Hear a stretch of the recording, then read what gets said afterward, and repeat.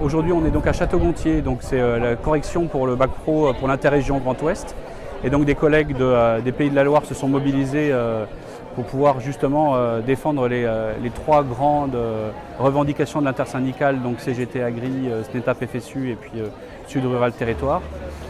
Donc à savoir les trois revendications, c'est-à-dire la lutte contre les réformes du baccalauréat, qui va se traduire par des suppressions de postes dans l'enseignement agricole et puis par une fragilisation de la voie générale et technologique, qui va se traduire également, autre réforme, c'est la réforme de la voie professionnelle et la fragilisation des CFA et des lycées professionnels.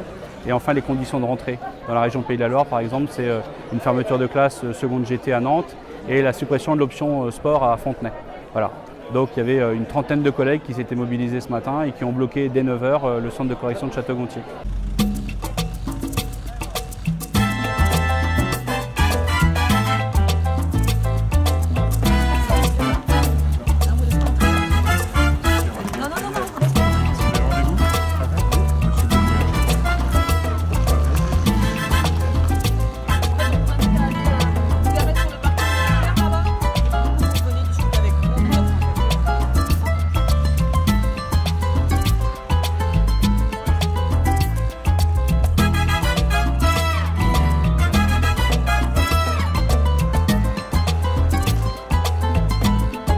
Disons qu'on partage complètement les revendications qui ont été formulées par le SNETAP à la base sur les dangers par rapport au centre CFA avec l'argent de la formation professionnelle qui passe aux branches et plus aux régions, les réformes de S et de STAV qui ne paraissent pas aller dans le bon sens, les fermetures de classes, le lycée de Moissac. Donc tout ça nous semble des raisons tout à fait suffisantes pour se bouger, pour se mobiliser. Donc on s'est joint au mouvement. Bon voilà.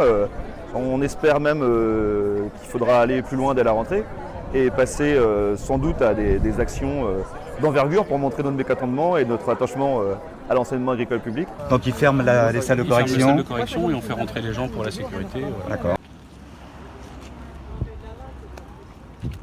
Je suis là parce que c'est le dernier moyen d'interpeller le ministre qui, depuis ses prises de fonction, snob splendidement l'enseignement public agricole. Il y a un certain nombre de points sur lesquels on n'est pas d'accord avec lui et avec sa politique. Et ma foi, il fait celui qui ne nous voit pas. Il nous dit qu'il n'y a pas de souci, il n'y a pas de souci. Mais... il n'y a pas de souci. S'il y a un souci, il ne fera pas. Mais il ne répond pas présent quand on a besoin de lui. Donc, dernière possibilité, ultime avant l'année prochaine, c'est effectivement d'empêcher la machine de tourner, d'arrêter de faire les bénévoles et puis d'expliquer aux gens que l'enseignement, c'est pas une marchandise, ça se brade pas. Voilà.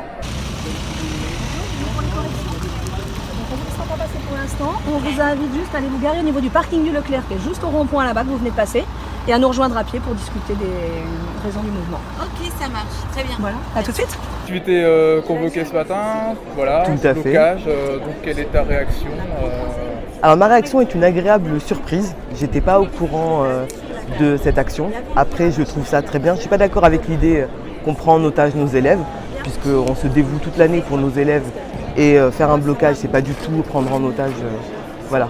Nos élèves, simplement, c'est aussi manifester notre mécontentement et notre crainte pour les élèves. C'est aussi se soucier des élèves que de bloquer ces centres de correction pour faire entendre nos revendications et de dire que si on veut continuer à prendre soin de nos élèves, si on veut continuer à leur enseigner dans de bonnes conditions, à un moment donné, il faut aussi défendre leurs droits. Et ça passe malheureusement par le blocage pour qu'on nous entende, tout simplement. On a été en échange permanent avec le SRFD et puis ensuite avec la DGER. On a réussi à obtenir, mais comme les camarades de Blanquefort, comme les camarades de Blois qui bloquaient aujourd'hui, un entretien en urgence avec le cabinet et avec la DGE en fin d'après-midi pour faire entendre nos revendications. Donc on est content, le dialogue a été globalement assez serein avec les collègues correcteurs qui ont bien pris et bien compris les raisons de la mobilisation et qui, on va dire, ont un soutien passif. En tout cas, on ne lâchera pas et que s'il faut continuer les blocages en fin de semaine ou la semaine prochaine, on y sera aussi, dans le sud de la France notamment.